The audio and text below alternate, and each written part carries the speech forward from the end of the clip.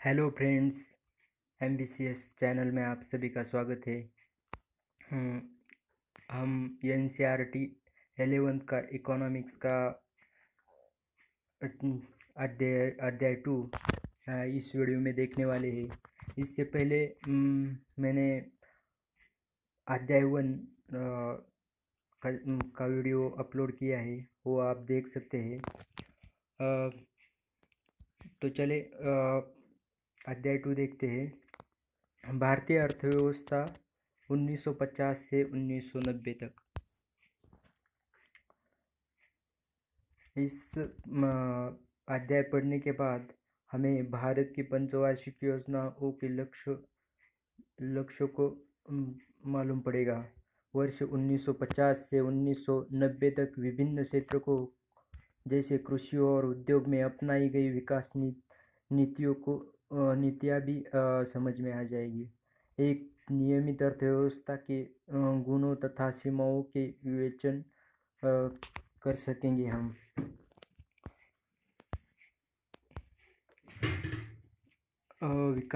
भारत में योजना का मुख्य उद्देश्य विकास की एक ऐसी प्रक्रिया प्रारंभ करना है जो रहन सहन के स्तर को ऊंचा उठाए तथा लोगों के लिए समृद्ध एवं वैविध्यपूर्ण जीवन के नए अवसर उपलब्ध कराएगी। ये प्रथम पंचवर्षीय योजना का उद्देश्य था। परिचय देखते हैं। 15 अगस्त 1947 के दिन भारत में स्वतंत्रता का एक नया प्रभात उदित हुआ। अंततः 200 वर्षों के ब्रिटिश शासन के बाद हम अपने भाग्य के विधाता बन गए। अब राष्ट्र के नवनिर्माण का कार्य हमारे अपने हाथों में था।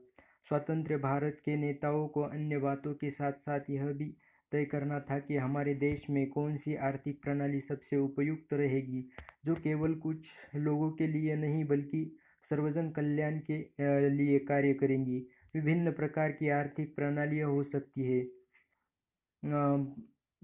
पर जवाहरलाल नेहरू को समाजवाद का प्रतिमान सबसे अच्छा लगा, किंतु वे भी भूतपूर्व सोवियत संघ की उस नीति के पक्षधर नहीं थे जिसमें उत्पादन के सभी साधन, खेत और कारखाने सरकार के स्वामित्व के अंतर्गत थे। कोई निजी संपत्ति नहीं थी। लोकतंत्र के प्रति वचनबद्ध भारत जैसे देश में सरकार के लिए पूर्व सोवियत संघ की तरह अपने नागरिकों के भू स्वामित्व के प्रतिमानों तथा अन्य संपत्तियों को परिवर्तित कर पाना संभव नहीं था।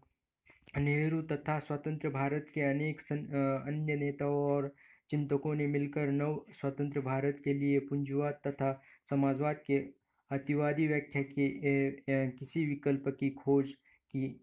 बुनियादी तौर पर यद्यपि उन्हें समाजवाद से सहानुभूति थी, फिर भी उन्होंने ऐसी आर्थिक प्रणाली अपनाई जो उनके विचार से समाजवाद की श्रेष्ठ विशेषताओं से युक्त किंतु कमियों से मुक्ति थी। इसके अनुसार भारत एक ऐसा समाजवादी समाज होगा जिसमें सार्वजनिक क्षेत्र के एक सशक्त क्षेत्र होगा, जिसके अंतर्गत निजी संपत्ति और लोकतंत्र का भी स्थान होगा। इन्हें कीजिए। विश्व में प्रचलित विभिन्न आर्थिक प्रणालियों का एक चार्ट बनाइए। पूंजीवाद और समाजवाद तथा मिश्रित अर्थव्यवस्था वाले देशों की सूची बनाइए। ये करंट अफेयर का पार्ट है, इसे आप कर सकते हैं।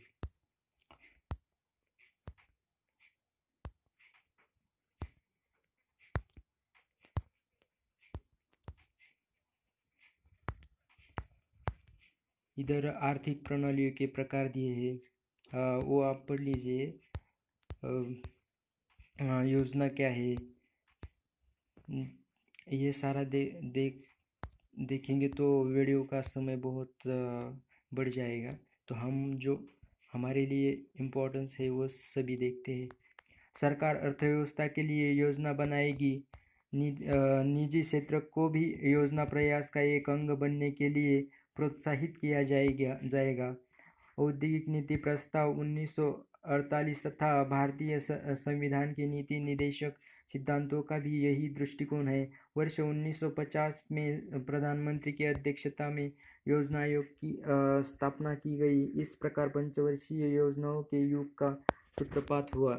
पंचवर्षीय योजनाओं के लक्ष्य: किसी योजना के स्पष्टता निर्दिष्ट लक्ष्य होने चाहिए। पंचवर्षीय योजनाओं के लक्ष्य है समृद्धि, आधुनिकीकरण, आत्मनिर्भरता और समानता। इसका अर्थ यह नहीं है कि प्रत्येक योजना में इन लक्ष्यों को एक समान महत्व दिया गया है। सीमित संसाधनों के कारण प्रत्येक योजना में ऐसे लक्ष्यों का चयन करना पड़ता है जिनको प्राथमिकता दी जाती है। हाँ, योजनाकारों को यह सुनिश्चित करना होता है कि जहाँ तक संभव हो चारों उद्देश्यों में कोई अंतर्विरोध न हो। आइए योजना के इन लक्ष्यों के विषय में विस्तार से जानने का प्रयास करें। समृद्धि: इसका अर्थ है देश में वस्तुओं और सेवाओं की उत्पादन क्षमता में वृद्धि। इसका अभिप्राय उत्पादक पूंजी के अधिक भंडार या परिवहन, बैंकिंग आदि सहायक सेवाओं का विस्तार या उत्पादक पूंजी तथा सेवाओं की महालनोबिस। भारतीय योजनाओं के निर्माता: हमारी पंचवर्षीय योजनाओं के निर्माण में अनेक प्रसिद्ध विचारों का योगदान रहा है। उनमें सांख्यिकी विद प्रशांत चंद्र महालनोबिस का नाम उल्लेखनीय है। द्वितीय पंचवर्षीय योजना का सामान्य विकासात्मक योजना में एक अति महत्वपूर्ण योगदान है। योजना का काम सही मायने में द्वितीय पंचवर्षीय योजना से प्रारंभ हुआ। इसमें भारतीय योजना के लक्ष्य से संबंधित आधारित विचार दिए गए हैं। यह योजना महालनोबिस के विचारों पर आधारित थी। इस अर्थ में उन्हें भारतीय योजना का निर्माण माना जा सकता है। महालनोबिस का जन्म 1983 में कलकत्ता में हुआ था। इनकी शिक्षा प्रेसिडेंसी कॉलेज कलकत्ता तथा सेंट्रल यूनिवर्सिटी इंग्लैंड में हुई। सांख्यिकी विषय में उनके योगदान के कारण उन्हें अंतर्राष्ट्रीय ख्याति मिली। 1946 में उन्हें ब्रिटेन की एक सोसाइटी का फेलो सदस्य बनाया गया। यह वैज्ञानिकों का एक सर्वाधिक प्रतिष्ठित संगठन है जिसका सदस्य केवल उत्कृष्ट वैज्ञानिकों को ही बनाया जाता है। महालनोबिस ने कोलकाता में भारतीय सांख्यिकी संस्थान ISI स्थापना की तथा सांख्य नामक एक जर्नल निकाला जो आज भी सांख्यिकीविदों के लिए परस्पर विचार विमर्श के लिए एक प्रतिष्ठित मंच बना हुआ है। आज भी ISI तथा सांख्य दोनों को ही समस्त विश्व में सांख्यिकीविदों और अर्थशास्त्रियों द्वारा अति सम्मान की दृष्टि से देखा जाता है। द्वितीय पंचवर्षीय योजना के दौरान महालनोबिस ने भारत के आर्थिक विकास के लिए भारत तथा विदेशों से प्रतिष्ठित अर्थशास्त्रियों को आमंत्रित किए जाने की सलाह दी। कालांतर में इनमें से कुछ अर्थशास्त्रियों को नोबेल पुरस्कार मिला। यह इस बात को दर्शाता है कि उन्हें प्रतिभाशाली व्यक्तियों की पहचान थी। महालनोबिस द्वारा आमंत्रित किए गए अर्थशास्त्रियों में वे लोग भी थे जो द्वितीय पंचवर्षीय योजनाओं के समाजवादी सिद्धांतों के कटु आलोचक थे। दूसरे शब्दों में वह अपने आलोचकों को सुनने के भी इच्छुक थे। यह उनकी महान विद्वत्ता का द्योतक है। आज अनेक अर्थशास्त्री महालनोबिस के योजना संबंधी दृष्टिकोण को अस्वीकार करते हैं, परंतु भारत को आर्थिक प्रगति के पथ पर अग्रसर करने में उनकी महत्वपूर्ण भूमिका के लिए उन्हें सदैव स्मरण किया जाएगा। सांख्यिकीविद सांख्यिकी सिद्धांत में उनके योगदान से लाभ उठाते रहेंगे।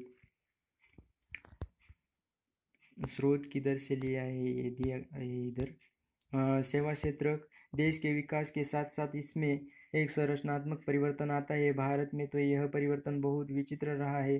सामान्यतः विकास के साथ साथ सकल घरेलू उत्पादन में कृषि का अंश कम होता है और उद्योगों का अंश प्रधान होता है। विकास के उच्चतर स्तर पर पहुंचकर GDP में सेवाओं का अंशदान अन्य दोनों क्षेत्रों से अधिक हो जाता है।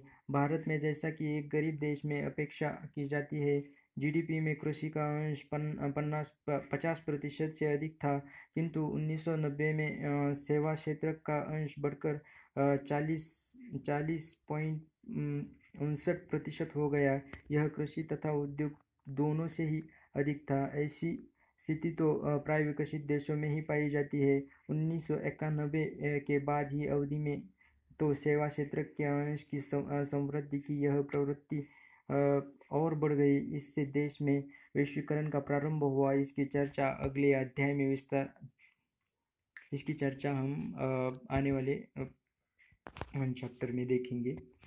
दक्षता में वृद्धि से है। अर्थशास्त्र की भाषा में आर्थिक समृद्धि का प्रामाणिक सूचक सकल घरेलू उत्पादन जीडीपी, ग्रॉस डोमेस्टिक प्रोडक्ट में निरंतर वृद्धि है।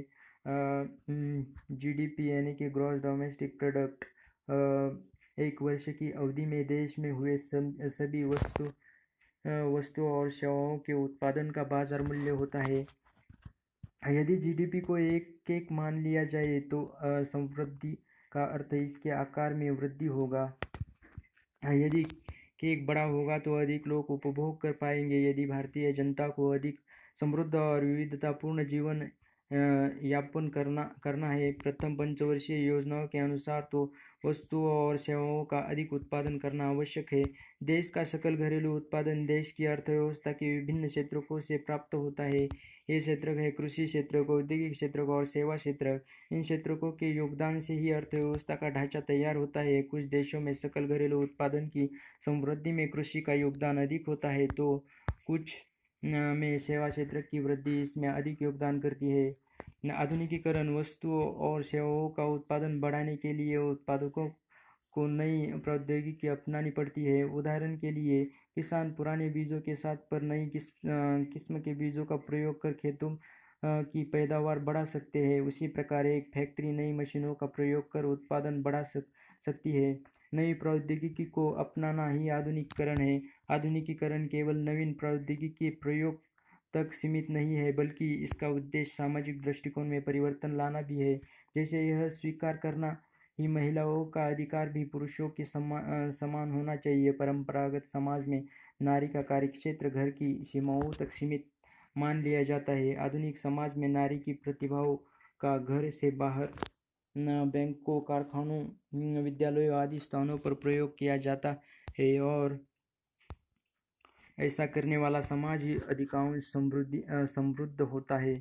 आत्मनिर्भरता, कोई राष्ट्र आधुनिकीकरण और आर्थिक समृद्धि अपने अथवा अन्य राष्ट्रों से आयातित संसाधनों के प्रयोग के द्वारा कर सकता है। हमारी प्रथम 7 पंचवर्षीय योजनाओं में आत्मनिर्भरता को महत्व दिया गया, जिसका अर्थ है कि उन चीज़ों के आयात से बचा जाए जिनका देश में ही उत्पादन संभव था। इस नीति को विशेषकर खाद्यान्न के लिए अन्य देशों पर निर्भरता कम करने के लिए आवश्यक समझा गया। हाल ही में विदेशी शासन से मुक्त हुए देश के लोगों की आत्मनिर्भरता की नीति को महत्व देना समझा जा सकता है। इसके अतिरिक्त यह आशंका भी की गई कि आयातित खाद्यान्न, विदेशी प्रौद्योगिकी और पूंजी पर निर्भरता किसी न किसी रूप में हमारे देश की नीतियों में विदेशी हस्तक्षेप को बढ़ाकर हमारी संप्रभुता में बाधा डाल सकती थी। समानता, केवल समृद्धि, आधुनिकीकरण और आत्मनिर्भरता के द्वारा ही जनसामान्य के जीवन में सुधार नहीं आ सकता। किसी देश में उच्च समृद्धि दर और विकसित अत्याधुनिक प्रौद्योगिकी का प्रयोग होने के बाद भी अधिकांश लोग गरीब हो सकते हैं।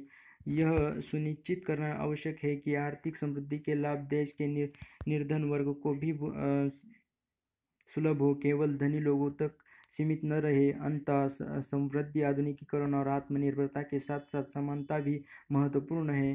प्रत्येक भारतीय को भोजन, अच्छा आवास, शिक्षा, स्वास्थ्य सेवाएं जैसी मूलभूत आवश्यकताओं को पूरा कर पाने में समर्थ होना चाहिए और धन संपत्ति के वितरण की असमानता भी कम होनी चाहिए। आइए अब यह जानने का प्रयास करें कि 1950 से 1990 तक की अवधि में लागू की गई प्रथम 7 पंचवर्षीय योजनाओं ने किस प्रकार इन 4 लक्ष्यों की प्राप्ति के प्रयास किए तथा कृषि, उद्योग और व्यापार के संदर्भ में ये प्रयास कहाँ तक सफल रहे। वर्ष 1991 के बाद स्वामित्व तथा प्रेरणाएं। किसान को भूमि, यह नीति इस विचारधारा पर आधारित है कि यदि किसानों को भूमि का स्वामी बना दिया जाए तो वे उत्पादन बढ़ाने में अधिक रुचि, उन्हें अधिक प्रेरणा लेंगे। ऐसा इसलिए है क्योंकि भूस्वामित्व में कृषक को अधिक उत्पादन का लाभ मिलता है। काश्तकारों को भूमि में सुधारों की कोई प्रेरणा नहीं होती क्योंकि अधिक उत्पादन से जमींदार को ही लाभ मिलता है। प्रेरणा प्रदान करने में स्वामित्व के महत्व को आने के लिए पूर्व सोवियत संघ के किसानों के द्वारा बिक्री हेतु फलों की पैकिंग करने में लापरवाही का उदाहरण दिया जाता है। वे सड़े गले फलों और ताज़े फलों को एक ही बॉक्स में पैक कर देते थे। आज प्रत्येक किसान यह जानता है कि सड़े गले फल ताज़े फलों को भी खराब कर देते हैं। यदि उन्हें एक साथ पैक किया जाए, इससे किसान को ही हानि होगी क्योंकि फल बिक नहीं पाएंगे। अंततः प्रश्न उठता है कि सोवियत संघ के किसान ऐसा काम क्यों करते थे जो उनको साफ तौर पर हानि पहुंचाए। इसका अर्थ किसानों के सम्मुख प्रेरणाओं से है, क्योंकि पूर्व सोवियत संघ में किसान भूमि के स्वामी नहीं थे। अंततः न उन्हें लाभ होता था और न हानि। स्वामित्व न होने के कारण कृषकों को दक्ष होने की कोई प्रेरणा नहीं होती थी। इससे इस बात की भी जानकारी मिलती है कि अति उपजाऊ विशाल कृषि क्षेत्र के उपलब्ध होने के बावजूद सोवियत संघ में कृषि क्षेत्र का उत्पादन कम क्यों था। इसके स्रोत Thomas Sowell, basic economics, the citizens guidance to the economic, New York basic books 2002-4। अपनाई गई नीतियों और विकासात्मक मुद्दों के बारे में हम इस अगले अध्याय में पढ़ेंगे। कृषि आपने पहले अध्याय में हमने इसके पहले अध्याय में पढ़ा है कि औपनिवेशिक शासन काल में कृषि क्षेत्र में न तो समृद्धि हुई और न ही समता रह पाई। स्वतंत्र भारत के नीति निर्माताओं को इन मुद्दों पर विचार करना पड़ा तथा उन्होंने भू सुधारों तथा उच्च पैदावार वाली किस्म के बीजों के प्रयोग द्वारा भारतीय कृषि में एक क्रांति का संचार किया। भू सुधार स्वतंत्रता प्राप्ति के समय देश की भू सुधार पद्धति में जमींदार, जागीरदार आदि का वर्चस्व था। ये खेतों में कोई सुधार किए बिना मात्र लगान की वसूली किया करते थे। भारतीय कृषि क्षेत्र की निम्न उत्पादकता के कारण भारत को संयुक्त राज्य अमेरिका यूएसए से अनाज का आयात करना पड़ा। कृषि में समानता लाने के लिए भू सुधारों की आवश्यकता हुई, जिसका मुख्य ध्येय जोतों के स्वामित्व में परिवर्तन करना था। स्वतंत्रता के एक वर्ष बाद ही देश में बिचौलियों के उन्मूलन तथा वास्तविक कृषकों को ही भूमि का स्वामी बनाने जैसे कदम उठाए गए। इसका उद्देश्य यह था कि भूमि का स्वामित्व किसानों को निवेश करने की प्रेरणा देगा, बशर्ते उन्हें पर्याप्त पूंजी उपलब्ध कराई जाए। दरअसल समानता को बढ़ाने के लिए भूमि की अधिकतम सीमा निर्धारण एक दूसरी नीति थी। इसका अर्थ इधर एक कार्टून दिया है। हरित क्रांति के बाद अब तुम्हारी पेशकश में कौन रुचि लेगा। जब हरित क्रांति हुई हमारे देश में तो ये दूसरे देश वाले के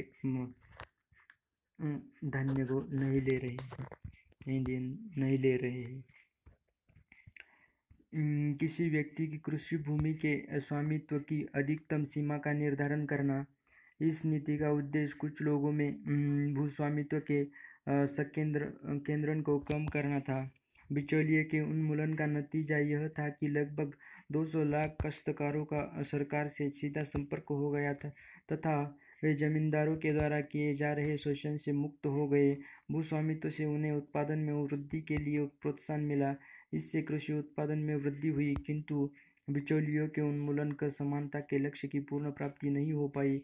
कानून की कमियों का लाभ उठाकर कुछ भूतपूर्व जमींदारों ने कुछ क्षेत्रों में बहुत बड़े बड़े भूखंडों पर अपना स्वामित्व बनाए रखा।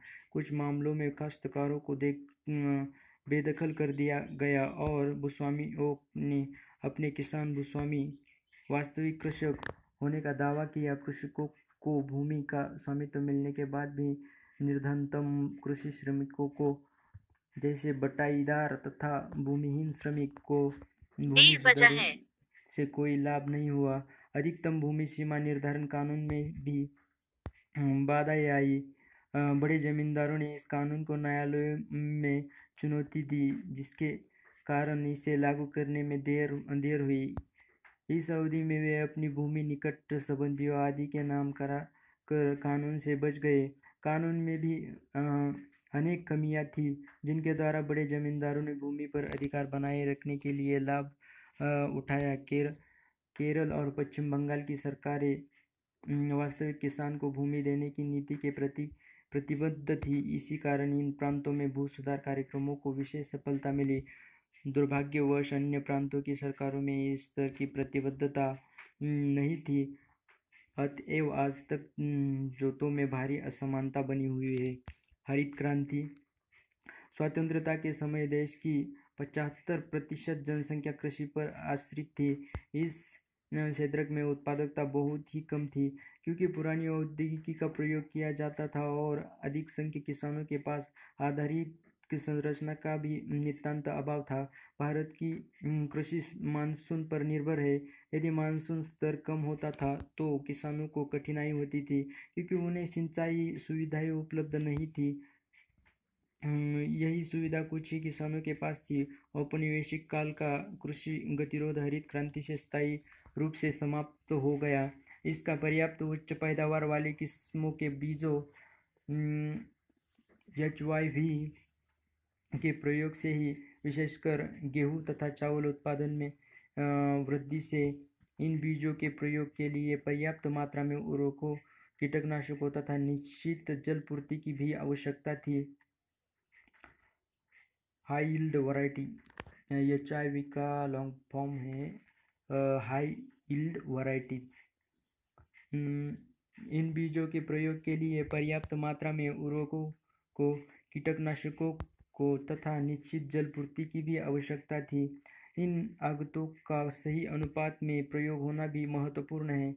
बीजों की अधिक पैदावार वाली किस्म से लाभ उठाने वाले किसानों को सिंचाई की विश्वसनीय सुविधाओं और उर्वरकों तथा कीटनाशकों का आदि की खरीदारी के लिए वित्तीय संसाधनों की आवश्यकता थी।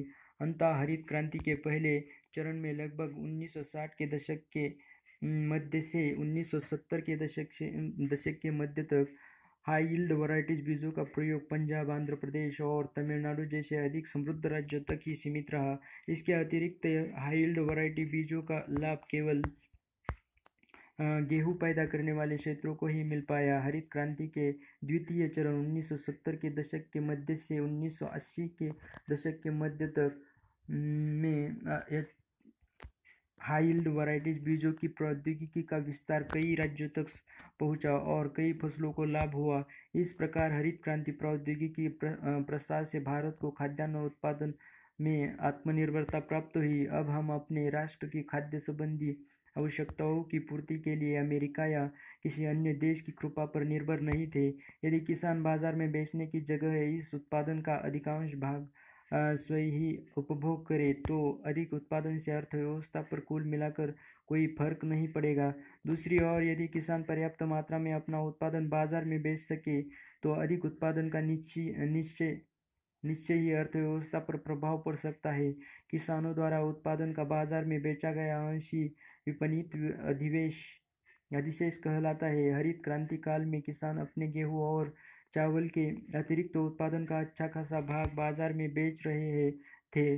इसके फसल स्वरूप खाद्यान्नों की कीमतों में उपभोग की अन्य वस्तुओं की अपेक्षा कमी आई। अपनी कुल आय के बहुत बड़े प्रतिशत का भोजन पर खर्च करने वाले निम्न आय वर्गों को कीमतों में इस सापेक्ष कमी से बहुत लाभ हुआ। हरित क्रांति के कारण सरकार पर्याप्त खाद्यान्न प्राप्त कर सुरक्षित स्टॉक बना सकी, जिसे खाद्यान्नों की कमी के समय प्रयोग किया जा सकता था। यद्यपि हरित क्रांति से देश बहुत लाभान्वित हुआ है, पर यह प्रौद्योगिकी पूरी तरह निरापद नहीं है। एक जोखिम यह था कि इससे छोटे और बड़े किसानों के बीच असमानताएं बढ़ने की संभावनाएं थी, क्योंकि केवल बड़े किसान अपेक्षित आगतों को खरीदने में सक्षम थे जिससे उन्हें हरित क्रांति का अधिकांश लाभ प्राप्त हो जाता था। इसके अतिरिक्त इन फसलों में कीटनाशकों के आक्रमण की भी संभावनाएं अधिक होती है। ऐसी दशा में इस प्रौद्योगिकी को अपनाने वाले छोटे किसानों की फसल का सब कुछ नष्ट हो जाता है। सौभाग्यवश सरकार द्वारा किए गए कुछ उपायों के कारण ये आशंकाएं सत्य साबित नहीं हुई। सरकार ने निम्न ब्याज दर पर छोटे किसानों को ऋण दिए और उर्वरकों पर आर्थिक सहायता दी, ताकि छोटे किसानों को ये आवश्यक आगत उपलब्ध हो सके। छोटे किसानों को इन आगतों के प्राप्त से छोटे खेतों की उपज और उत्पादकता भी समय के साथ बड़े खेतों की पैदावार के बराबर हो गई। इस प्रकार हरित क्रांति से छोटे बड़े सभी किसानों को लाभ मिला। सरकार द्वारा स्थापित अनुसंधान संस्थानों की सेवाएं के कारण छोटे किसानों के जोखिम भी कम हो गए, जो कीटनाशकों के आक्रमण से उनकी फसलों की बर्बादी का कारण थे। यदि सरकार ने इस प्रौद्योगिकी का लाभ छोटे किसानों को उपलब्ध कराने के लिए व्यापक प्रयास नहीं किए होते तो इस क्रांति का लाभ केवल धनी किसानों को ही मिलता। सहायकी पर बहस। आजकल कृषि क्षेत्र को दी जा रही आर्थिक सहायकी का आर्थिक औचित्य एक गर्मागर्म बहस का मुद्दा बन गया है। इस बात से तो सभी सहमत है कि किसानों द्वारा और सामान्यतः छोटे किसानों द्वारा विशेष रूप से नई हाई यील्ड वैराइटीज प्रौद्योगिकी को अपनाने के लिए प्रोत्साहन प्रदान करने हेतु सहायकी दी जानी आवश्यक थी। किसान प्राय किसी भी नए प्रौद्योगिकी को जोखिमपूर्ण समझते हैं। अंततः किसानों द्वारा नई प्रौद्योगिकी की परख के लिए सहायता की आवश्यकता थी। कुछ अर्थशास्त्रियों का मत है कि एक बार प्रौद्योगिकी का लाभ मिल जाने तथा उनके व्यापक चलन के बाद सहायकी धीरे धीरे समाप्त कर देनी चाहिए, क्योंकि उनका उद्देश्य पूरा हो गया है। यही नहीं, यद्यपि सहायकी का ध्येय तो किसानों को लाभ पहुंचाना है, किंतु उर्वरक सहायकी का लाभ बड़ी मात्रा में प्राय उर्वरक उद्योग तथा अधिक समृद्ध क्षेत्र के किसानों को ही पहुंचता है। अंततः यह तर्क दिया जाता है कि उर्वरकों पर सहायकी जारी रखने का कोई औचित्य नहीं है। इससे लक्षित समूहों को लाभ नहीं होता और सरकारी कोष पर अनावश्यक भारी बोझ पड़ता है। दूसरी ओर कुछ विशेषज्ञों का मत है कि सरकार को कृषि सहायकी जारी रखनी चाहिए, क्योंकि भारत में कृषि एक बहुत ही जोखिम भरा व्यवसाय है। अधिकांश किसान बहुत गरीब है और सहायकी को समाप्त करने से वे अपेक्षित आगतों का प्रयोग नहीं कर पाएंगे। सहायकी समाप्त करने से गरीब और अमीर किसानों के बीच असमानता और बढ़ेगी तथा समता के लक्ष्य का उल्लंघन होगा। इन विशेषताओं का तर्क है कि यदि सहायकी कीमत संकेतों के रूप में अपनी पिछली कक्षा में पढ़ा होगा कि बाजार में कीमतों का निर्धारण किस प्रकार होता है। यह समझना आवश्यक है कि कीमतें वस्तुओं की उपलब्धता का संकेतक है।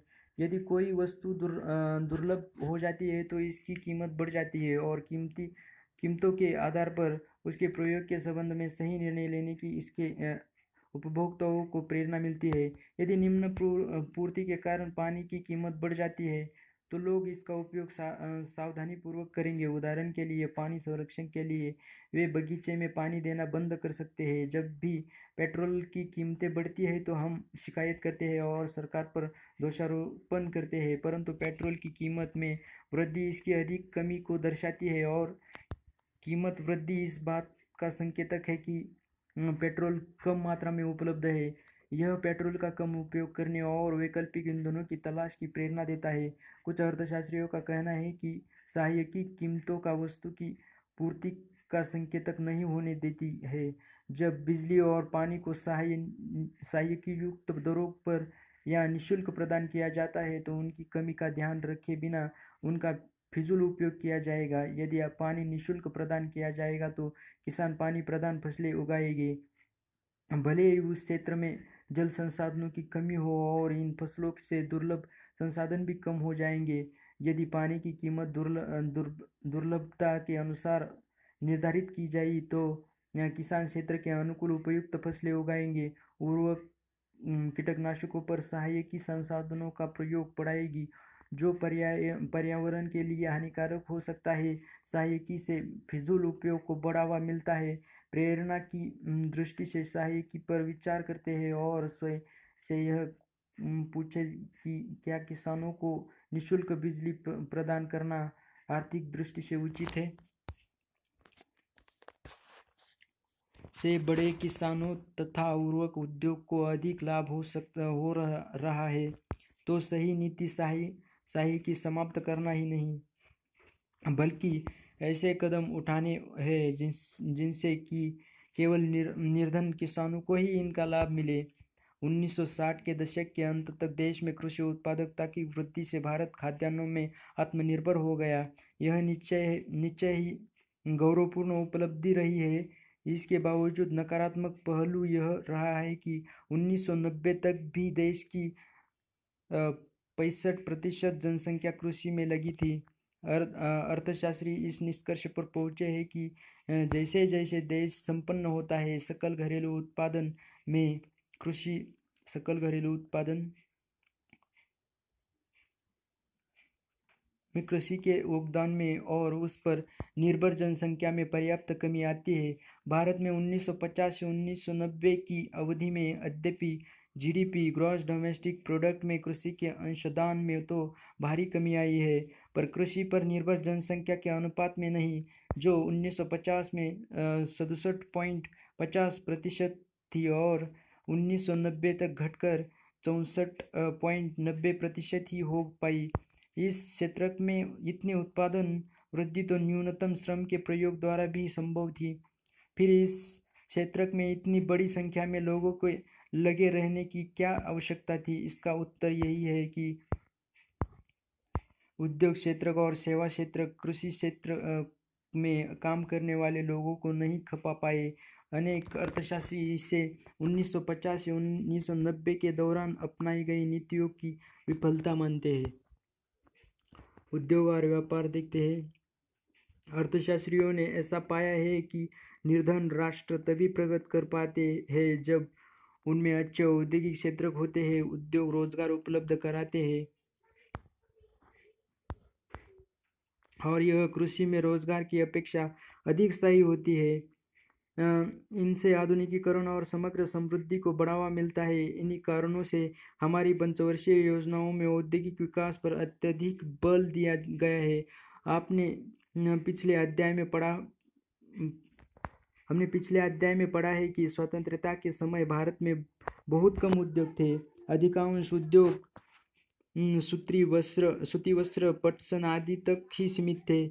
जमशेदपुर और कोलकाता में लोहा और इस्पात की सुप्रबंधित फर्में थीं।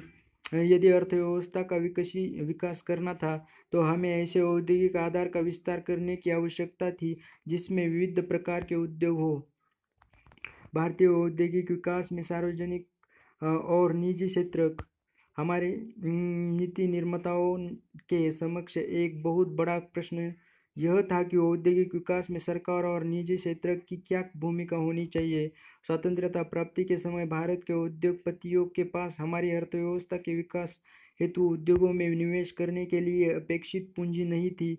स्वतंत्रता प्राप्ति के समय इतना बड़ा बाजार भी नहीं था जिसमें उद्योगपतियों को मुख्य परियोजनाएं शुरू करने के लिए प्रोत्साहन मिलता। यद्यपि उनके पास ऐसा करने के लिए पूंजी भी थी। इन्हीं कारणों से राज्य को औद्योगिक क्षेत्र को प्रोत्साहन देने में व्यापक भूमिका निभानी पड़ी। इसके अतिरिक्त भारतीय अर्थव्यवस्था को समाजवाद के पथ पर अग्रसर करने के लिए द्वितीय पंचवर्षीय योजनाओं में यह निर्णय लिया गया कि सरकार अर्थव्यवस्था में बड़े तथा भारी उद्योगों का नियंत्रण करेगी। इसका अर्थ यह था कि राज्य उन उद्योगों पर पूरा नियंत्रण रखेगा जो अर्थव्यवस्था के लिए महत्वपूर्ण थे। निजी क्षेत्र की नीतियाँ सार्वजनिक क्षेत्र की नीतियों की पूरक होगी और सार्वजनिक क्षेत्र का अग्रणी भूमिका निभाएगा। औद्योगिक नीति प्रस्ताव 1956 भारी उद्योगों पर नियंत्रण रखने के राज्य के लक्ष्य के अनुसार औद्योगिक नीति प्रस्ताव 1956 को अंगीकार किया गया। इस प्रस्ताव को द्वितीय पंचवर्षीय योजनाओं का आधार बनाया गया। द्वितीय योजनाओं में ही समाज के समाजवादी स्वरूप का आधार तैयार करने का प्रयास किया गया। इस प्रस्ताव के अनुसार उद्योगों को 3 वर्गों में वर्गीकृत किया गया। प्रथम वर्ग में उद्योग शामिल थे जिन पर राज्य का अनन्य स्वामित्व था। दूसरे वर्ग में उद्योग शामिल थे जिनके लिए निजी क्षेत्र सरकारी क्षेत्र के साथ मिलकर प्रयास कर सकते थे, परंतु जिनमें नई इकाइयों को शुरू करने की एकमात्र जिम्मेदारी राज्य की होती। तीसरे वर्ग में वे उद्योग शामिल थे जो निजी क्षेत्र के अंतर्गत आते थे। यद्यपि निजी क्षेत्र में आने वाले उद्योगों का भी एक वर्ग था, लेकिन इस क्षेत्र को लाइसेंस पद्धति के माध्यम से राज्य के नियंत्रण में रखा गया। नए उद्योग को तब तक अनुमति नहीं दी जाती थी जब तक सरकार से लाइसेंस नहीं प्राप्त कर लिया जाता था। इस नीति का प्रयोग पिछड़े क्षेत्रों में उद्योगों को प्रोत्साहित करने के लिए किया गया। यदि उद्योग आर्थिक रूप से पिछड़े क्षेत्रों में लगाए गए तो लाइसेंस प्राप्त करना आसान था। इसके अतिरिक्त उन इकाइयों को कुछ रियायतें जैसे कर लाभ तथा कम प्रशुल्क पर बिजली दी गई। इस नीति का उद्देश्य क्षेत्रीय समानता को बढ़ावा देना था। वर्तमान उद्योग को भी उत्पादन बढ़ाने या विविध प्रकार के उत्पादन वस्तुओं की नई किस्मों का उत्पादन करने के लिए लाइसेंस प्राप्त करने होता था। इसका अर्थ यह सुनिश्चित करना था कि उत्पादित वस्तुओं की मात्रा अर्थव्यवस्था द्वारा अपेक्षित मात्रा से अधिक न हो। उत्पादन बढ़ाने का लाइसेंस केवल तभी दिया जाता था जब सरकार इस बात से आश्वस्त होती थी कि अर्थव्यवस्था में बड़ी मात्रा में वस्तुओं की आवश्यकता है। लघु उद्योग 1955 में ग्राम तथा लघु उद्योग समिति, जिसे करवे समिति भी कहा जाता था, ने इस बात की संभावना पर विचार किया कि ग्राम विकास को प्रोत्साहित करने के लिए लघु उद्योगों का प्रयोग किया जाए। लघु उद्योगों की परिभाषा किसी इकाई की परिसंपत्तियों के लिए दिए जाने वाले अधिकतम निवेश के संदर्भ में दी जाती है। समय के साथ साथ निवेश की सीमा भी बदलती रही है। 1950 में लघु औद्योगिक इकाई उसे कहा जाता था जो 5 लाख रुपए का अधिकतम निवेश करती थी। इस समय 1 करोड़ रुपए का अधिकतम निवेश किया जा सकता है। ऐसा माना जाता था कि लघु उद्योग अधिक श्रम प्रधान होते हैं, अर्थात उनमें बड़े पैमाने के उद्योगों की अपेक्षा श्रम का प्रयोग अधिक किया जाता है। अतः वे अधिक रोजगारों का सृजन करते हैं, लेकिन ये बड़ी औद्योगिक फर्मों के साथ प्रतिस्पर्धा नहीं कर सकते। यह स्पष्ट है कि लघु उद्योग के विकास के लिए बड़ी फर्मों से उनकी रक्षा किए जाने की आवश्यकता है। इस उद्देश्य के लिए उनके उत्पादों को लघु उद्योग के लिए आरक्षित कर दिया गया। ऐसे आरक्षण की कसौटी यह थी कि ये इकाइयाँ उन वस्तुओं के विनिर्माण के योग्य थे। उन्हें अन्य रियायतें भी दी गई थी, जैसे कम उत्पाद शुल्क तथा कम ब्याज दरों पर बैंक ऋण।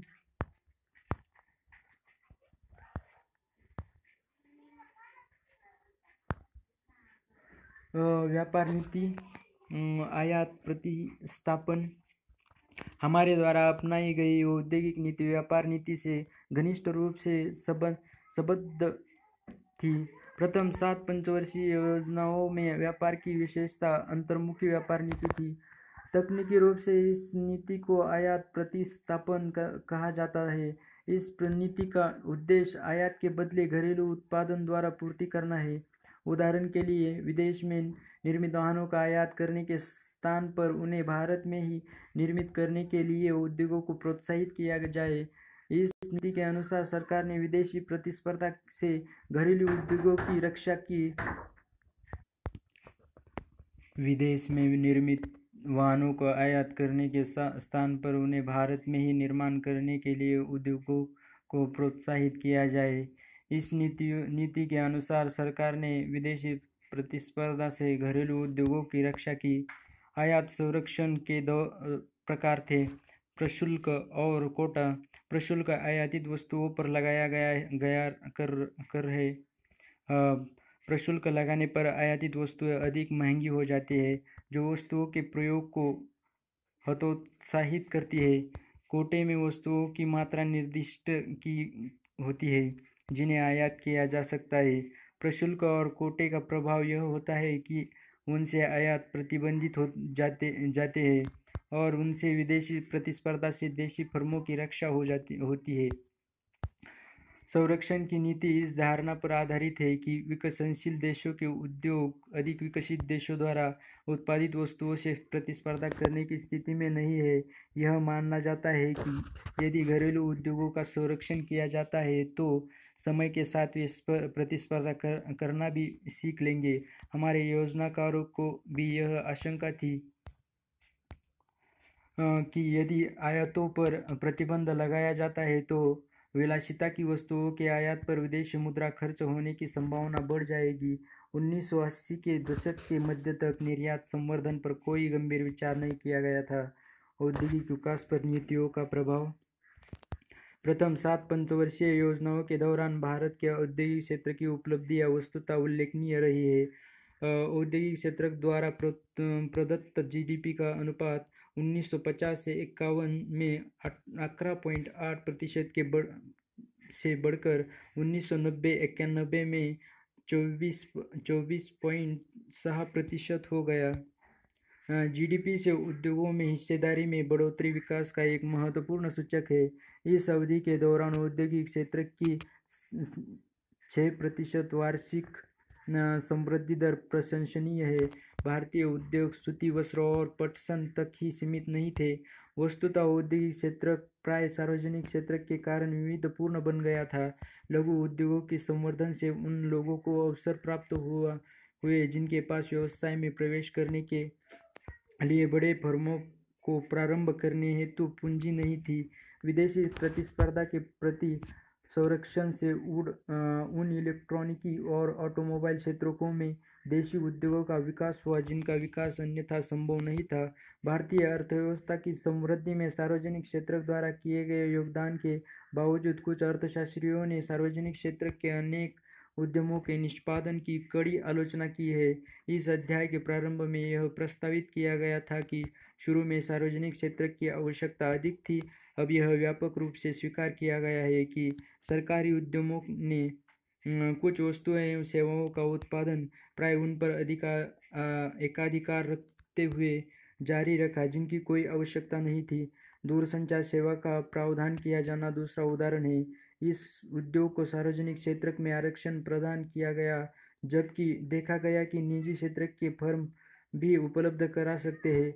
1990 के दशक के अंत तक भी प्रतिस्पर्धा न होने के कारण व्यक्ति को टेलीफोन कनेक्शन लेने में लंबे समय तक प्रतीक्षा करनी पड़ती थी। इसका दूसरा उदाहरण मॉडर्न ब्रेड की स्थापना है, जो ब्रेड विनिर्माण करने वाली एक फर्म है जिसे कि निजी क्षेत्र ब्रेड का निर्माण ही नहीं कर सकता था। 2001 में यह फर्म निजी क्षेत्र को बेच दी गई। मुख्य बात यह है कि भारतीय अर्थव्यवस्था को योजना विकसित करने के 4 दशक बाद भी इन दोनों के बीच कोई अंतर नहीं किया गया कि केवल सार्वजनिक क्षेत्र क्या कर सकता है और निजी क्षेत्र भी क्या कर सकता है। उदाहरण के लिए आज भी केवल सार्वजनिक क्षेत्र की राष्ट्रीय सुरक्षा प्रदान करता है। यद्यपि सार्वजनिक क्षेत्र होटलों की भी व्यवस्था कर सकता है, तथापि सरकार होटल चलाती है। इस आधार पर कुछ विद्वानों ने यह तर्क किया है कि राज्य को उन क्षेत्रों से हट जाना चाहिए जिनमें निजी क्षेत्र कार्य कर सकते हैं। सरकार ऐसी महत्वपूर्ण सेवाओं पर संसाधनों का संकेंद्रण कर सकती है जिन्हें निजी क्षेत्र को उपलब्ध नहीं कर सकते। अनेक सार्वजनिक क्षेत्र की फर्मों ने भारी नुकसान उठाया था, लेकिन उन्होंने काम जारी रखा क्योंकि किसी सरकारी उपक्रम का बंद किया जाना कठिन है, भले ही इसके कारण राष्ट्र के सीमित संसाधनों का निकास होता रहे। इसका अर्थ यह नहीं है कि निजी फर्मों को सदैव लाभ होता ही हो। वास्तव में कुछ सार्वजनिक क्षेत्र की फर्में मूलतः निजी फर्में थी जो हानि के कारण बंद होने को थी। उसके बाद कामगारों की नौकरियों की सुरक्षा के लिए उनका राष्ट्रीयकरण कर दिया गया।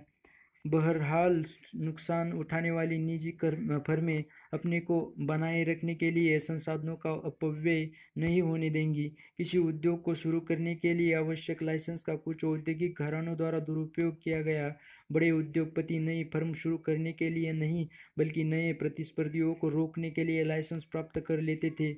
परमिट लाइसेंस राज के अत्यधिक नियमन के कारण कुछ फर्में कार्यकुशल नहीं बन पाई। उद्योगपति अपने उत्पादन के विषय में विचार करने की अपेक्षा लाइसेंस प्राप्त करने की कोशिश में और संबंधित मंत्रालयों में लॉबी बनाने में समय व्यतीत करते थे। विदेशी प्रतिस्पर्धा से संरक्षण की आलोचना भी इस आधार पर की जा रही है कि यह उस स्थिति के बाद भी जारी रहा जब यह सिद्ध हो चुका था कि इससे लाभ के स्थान पर नुकसान अधिक होगा।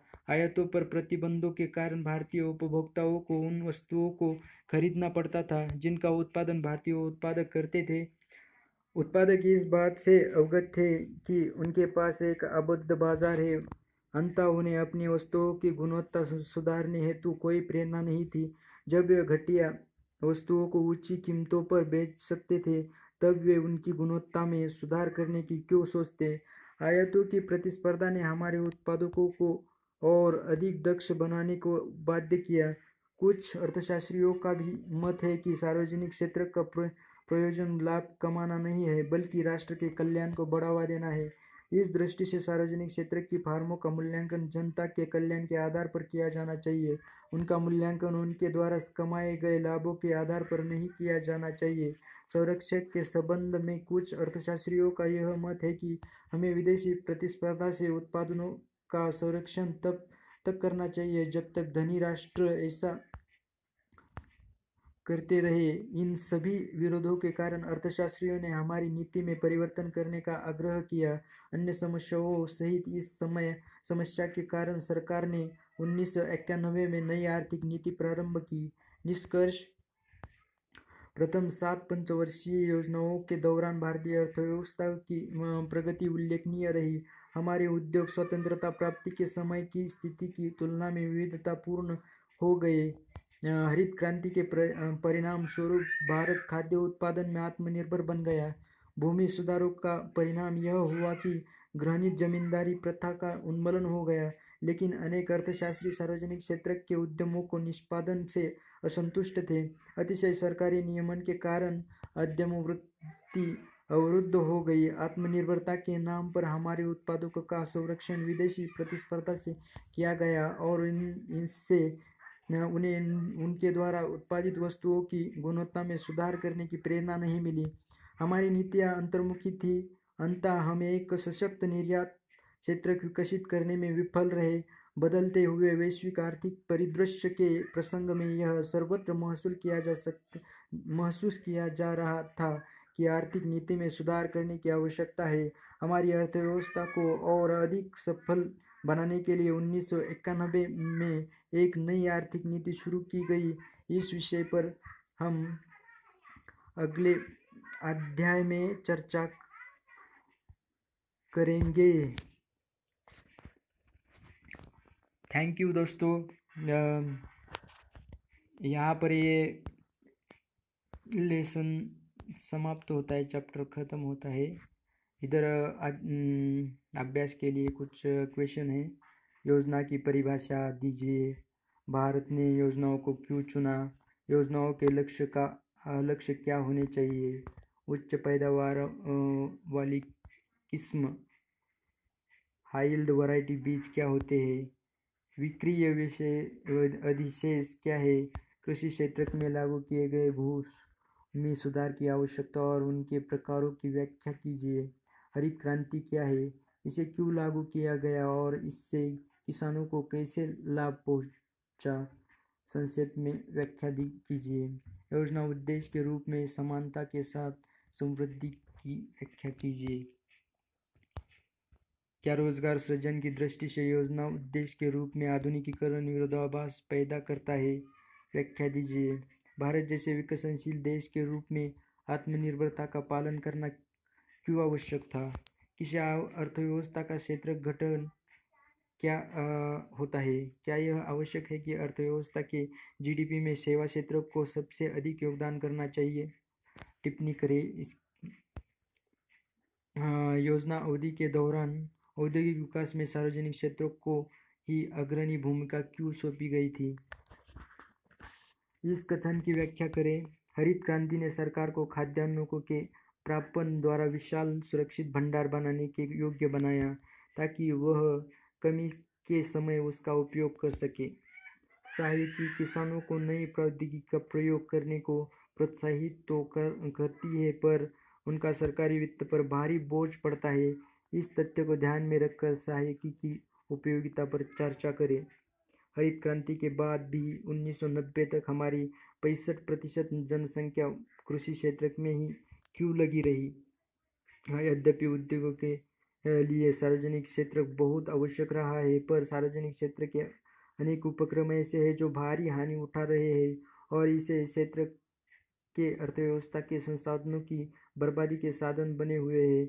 इस तथ्य को ध्यान में रखते हुए सार्वजनिक क्षेत्र के उपक्रमों की उपयोगिता पर चर्चा करें। आयात प्रस्तावित किस प्रकार घरेलू उद्योगों को संरक्षण प्रदान करता है? औद्योगिक नीति प्रस्ताव 1956 में निजी क्षेत्र का नियमन क्यों और कैसे किया गया था? निम्नलिखित युग्मों को सुमेलित कीजिए। प्रधानमंत्री सकल घरेलू उत्पादन कोटा, भूमि सुधार, उच्च उत्पादकता वाले बीज, सहायकी।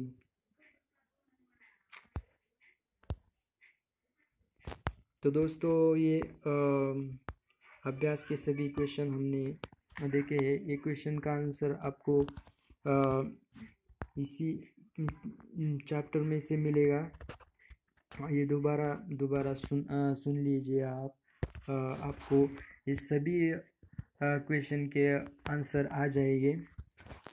दोस्तों ये वीडियो आपको अच्छा लगा हो तो ज़रूर इसे लाइक करिए, शेयर करिए, ज़्यादा से ज़्यादा शेयर करिए और हमारा चैनल सब्सक्राइब करिए। Thank you.